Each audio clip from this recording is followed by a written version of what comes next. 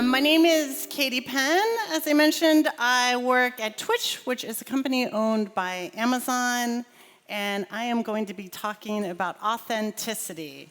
I see it as a buzzword right now. A lot of people are focused on it. I see talks that have been coming out around it, but really when we think about developer relations, it's a communication platform for us, right? We are speaking to a community and we're advocating with a community. And the more authentic we can be, the more of a relationship we can build with that community. So I love to talk about personas. Let's talk about a little bit about my persona and how I started. I've been working in DevRel for about 15 years. I started at Sun Microsystems. Does anyone know about Sun Microsystems? All the old school people in the room.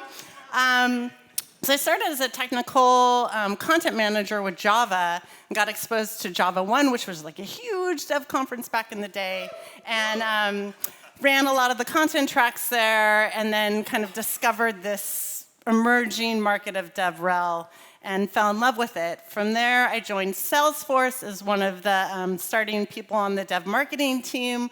I like to call it my MBA or my master's degree in how to do dev marketing. I learned everything there. It was just like full on. I got exposure to all the different channels, worked really closely with the advocates. And then I had an opportunity to go into Twitter. They wanted to restart their platform with developers and launch to the mobile app community with a product called Fabric. So I was able to go over there and build out a dev growth team with them. And I worked there for 3 years. And then I got kind of hooked on the big consumer communication products and moved over to Twitch, where I've helped build out the dev marketing team and the DevRel team there. One other thing. I know that there's we're weaving in a theme around diversity and inclusivity. One thing I'll say is you build out your dev relations career at different stages of your own life. You can get involved in a lot of opportunities, both with the developer communities that you work with to be inclusive, but also in the projects that you do. So I'm a tech woman mentor, which works with the State Department on bringing women and advocating for STEM and tech into the US and outside of the US. Had the privilege of going to Sierra Leone this year and working with women there on STEM. I love developers so much, I married one. I'm also a parenting ERG lead. So at different stages of life, you advocate for different D&I initiatives. Right now I'm on the Parent and Tech Alliance in the Bay Area, advocating for parenting rights within companies. So it's really fun, there's lots to get into there. So why Twitch? Why am I at Twitch? Like I said, once I got into Twitter, I kind of got exposed to working in the blend of working in DevRel on big platforms that reach a lot of people. So Twitch has, I won't go into all the, how many people here are familiar with Twitch? Awesome. So Twitch is primarily gaming content, but what it does is it connects streamers and community viewers online, this amazing lexicon of video games, pop culture, and what I'd like to say is developer innovation. Why I joined Twitch is I love the idea of working on products that actually reach lots and lots of people that love them and build communities. So the closer you are as you think of your careers of where you want to go, think of products that you love. It's much easier to go reach out to developers and try to get them to build with you if you love the product, right? Or if you love what the product does and represents. And so what I've learned at Twitch, which is really interesting in thinking about DevRel, is that Twitch is tapping into a culture register that is changing, right? So people that consume Twitch love Twitch because of the interaction they have with the content producer, right? The person that's actually streaming and the way that they interact with the people that viewing is creating an expectation from the culture nowadays that, hey, we want to be heard. We want the influencers to be able to react with us. And what I'd like to say is that the cord is cut, and that the reason that Twitch is becoming powerful and these other social media platforms are becoming powerful is that now the viewers and the people that are consuming the content are driving and shaping the way that they consume it. So as you think of DevRel, and the reason that DevRel is now coming onto Twitch, which is really, really interesting, is because you're actually getting very, very close to the people that are interacting with you. And that's why I'm talking about authenticity. So if you're being exposed, if the people that you're actually sending content to now have platforms to speak back to you, they're expecting you to be authentic and speak with them, right? They're expecting you to listen, and they're expecting you to respond. And so here are my tips on being authentic when you're working with developer communities. Number one, and this might be a little controversial, especially for my job, stop marketing to developers. Some people are going to have different responses to that. What I'd like to say, and there are a lot of marketers in the room, and there's a lot of advocates in the room, and this is always a little contentious, and I've made a whole career over being a marketer. You need to start marketing for developers. You need to stop marketing to developers. Why? Because you need to know the customer, and developers are, I'd like to call them a unique flower. Remember, I married one.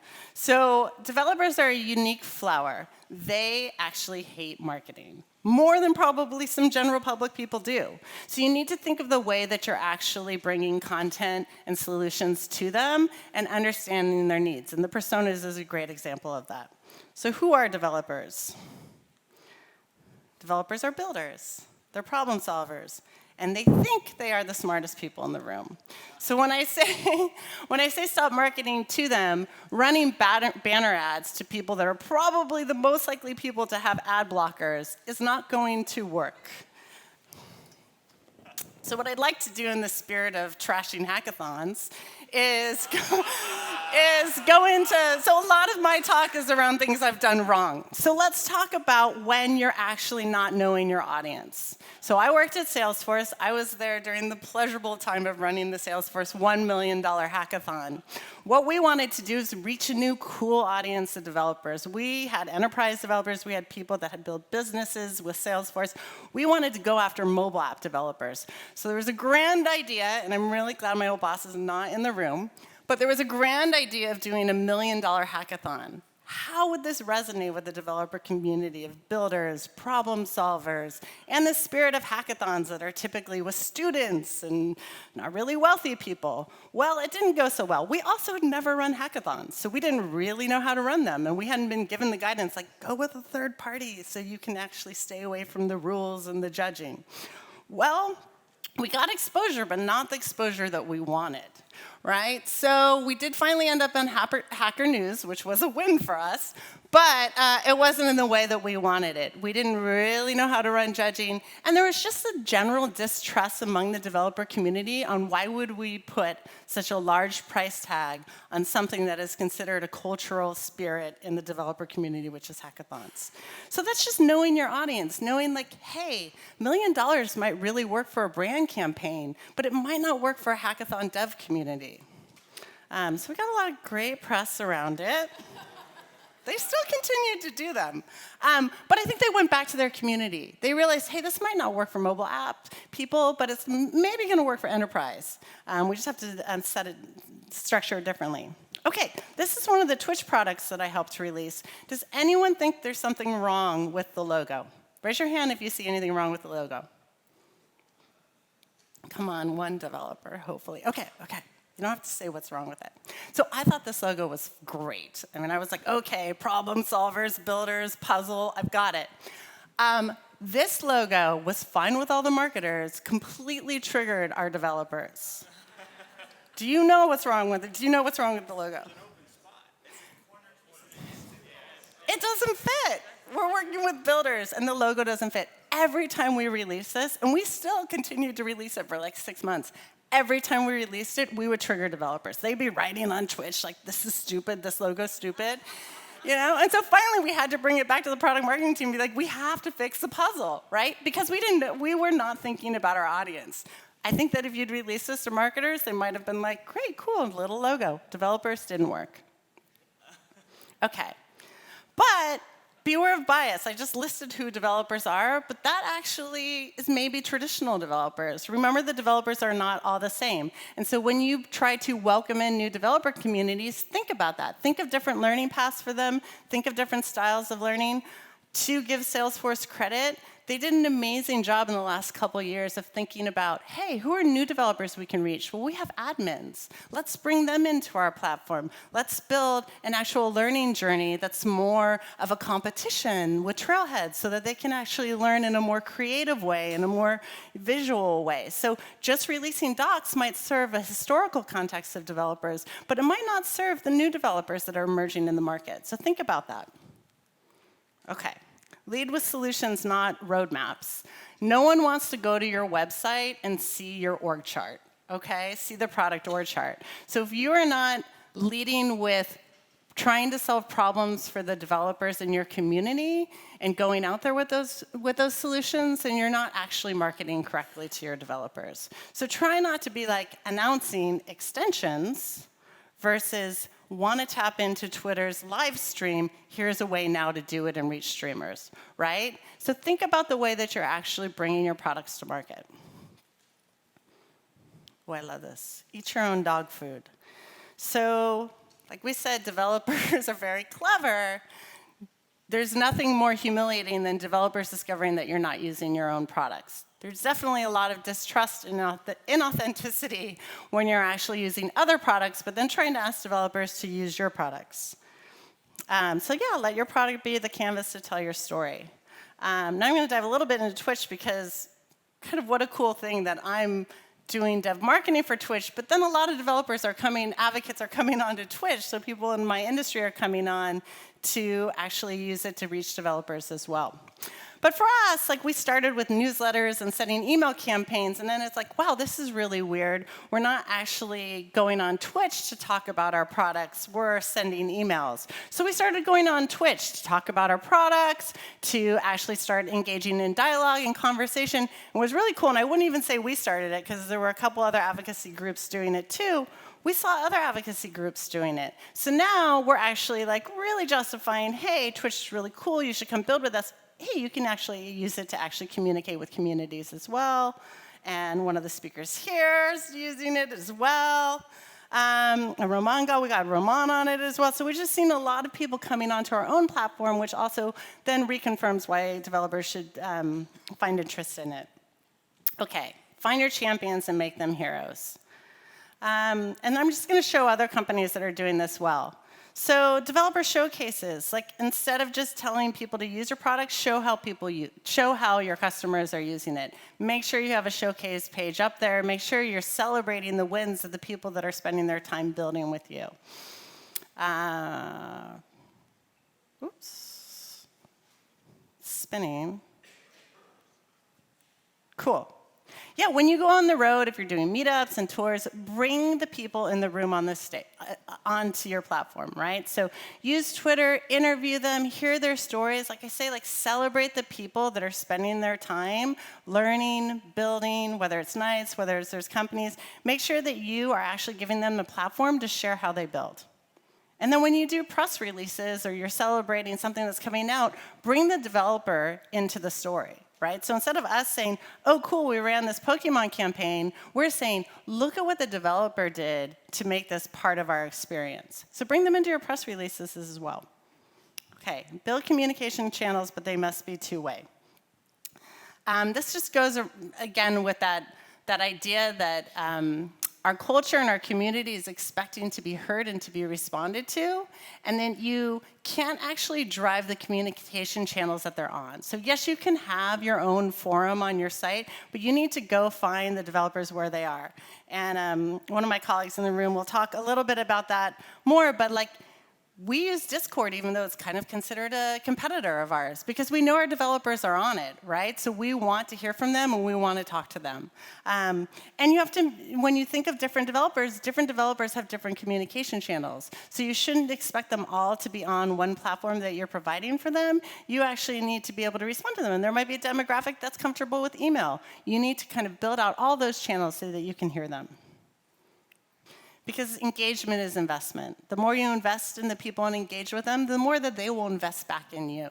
If they don't get heard, if you don't at least acknowledge some of the problems they're having with your platform, they're less likely to spend time on your platform. They want to be heard. This is one thing that I do a lot when I build out curriculums for conferences. Go under the hood. So typically, I always recommend, you will find when you start doing meetups or start running meetups, people are more likely to come to learn about how you scale the product that you actually build than why they should adopt your product. So typically, I like to build into any curriculum at an event some knowledge sharing, not about come use our product, but actually how did we build it, right? How did we build the open source program at Twitter? How did we actually manage scale at Twitch? They will sometimes be the most attended events you have, sessions you have when you run an event, because developers want to learn. Okay. Well, this is my favorite. Oh, yes. Be transparent. Publishing your roadmap is the new cool. So a lot of DevRel companies are now on Trello. We didn't come up with the idea. We saw other companies do it, and we were like, hey, this is a great idea. So it's okay. There's a lot of internal buy-in when you start publishing your roadmap publicly. But it's okay to say in progress and exploring, right? But this is just another platform for you to actually open up that dialogue of why you might be building things and get that two-way feedback in of whether they're interested or not. And you can take it into events. Sock did an amazing job at this at one of their developer events. They put the roadmap, they published it out here, and people were able to add feedback on whether they thought it was important or not. I've seen some really cool things now, too, where people are actually doing those strings and kind of getting involved in how they want to see the products built. So let your community have some input into what you're building. And take pictures. It's okay to copy it. We did, right? You can copy things that you see that are really good out there that actually advocate for the community. So then we brought it to our developer conference. It was awesome. Okay. Admit your mistakes. They're usually pretty obvious. When you're working with a developer community, they're pretty skeptical sometimes. You're asking them to spend their time building with you. You need to address the elephants in the room. If you have actually done something, and let's face it, I've worked at Twitter, worked at Twitch. I've worked on really broad consumer products that sometimes change their relationships with developers or uncertain in terms of what their relationship with developers are going to be. If you're in that situation and you want to be authentic, people are expecting you now to be more human and more transparent around things you've done wrong. So I ran the Twitter Flight Developer Conference. It was 1,600 people. We had 1,600 developers in the room. We'd had a rocky history with developers. A little bit unpredictable. It's culminated with what Anil Dash has named the Matrix of Doom.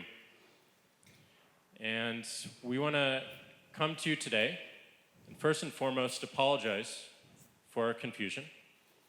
We want to reset our relationship. And we want to make sure that we are learning, that we are listening, and that we are rebooting. And that's what today represents. We want to make sure that we have a great relationship with our developers. We have an open and honest and transparent relationship, and that we're fulfilling and serving every one of your needs. Cool. So I was speaking to that before I played it, sorry. But it was very obvious that developers were skeptical of why they were in the room and why we were asking them to come back. And so instead of just ignoring it and celebrating and having a big developer conference, we kicked off the conference with an apology. We actually addressed the problem in the room. Now, some people were still skeptical. There's still a rocky history and relationship at Twitter with developers, but at least we were being honest with where we stood with them. This is another example, and this is something that I think DevRel people run into a lot. If you are running a launch event with a product, right? Often it's really, really stressful right before the launch of whether the product was going to work, is the website going to go live? There's tons going on. We ran into this when we were launching extensions, which is the third-party apps that we have developers build for Twitch. The entire Twitch site went down. Well, you see how huge Twitch was the day before. So up until the hour of our big reveal, no one knew what we were launching. Right until the hour before, executives were trying to make the decision if they were going to let us launch this product because they were afraid it was going to take down the site again. Sorry, that was a little too much information about Twitch, but our VP at the time said, Katie, should I cancel it? And I said, they know what's going on. They know the site was down. So just be honest about the fact that we're not launching today, but we're still going to tell you about it because we had a little problem. I'm like, make a joke of it. Everyone in the room knows. And so that's what she did. As you probably heard, we had some site issues yesterday. People laughed, right? That's all she had to do versus ignore it. And this one is very dear to my heart because it happened 2 months ago. So I showed you my persona. I love advocating for women. Well, we were doing a tour, and we had an event in Berlin, and it was an all-white male lineup. And we got called out for it the day of, right? So someone on Twitter called out, as she should have, hey, great, thanks for having an all-male lineup. It's very easy to ignore that tweet, right? To just be like, oh, it's okay, we'll have mostly men in the room anyways, let's just go and have a great event. What I did is I found her. I found her as soon as we got there. I saw her, I pulled her aside, and I apologized. I said, I'm really sorry. I'm actually very embarrassed that we have this, and we're going to work harder on this. I'm going to make it part of our KPIs that we never just have that we never have an all one lineup in moving forward. And we did. We changed it for the next event. And how did she respond? She loved being heard, right? People want to be heard. Even though we didn't fix it for her experience at that event, she really appreciated that I listened to her. Then she sent me an email with all these things that I should do for my event. She liked being heard. Sometimes it doesn't go this well, but it's that authentic dialogue of actually admitting your mistakes and actually listening to your community that will respond with communities that want to build with you. And so that, I believe, is it.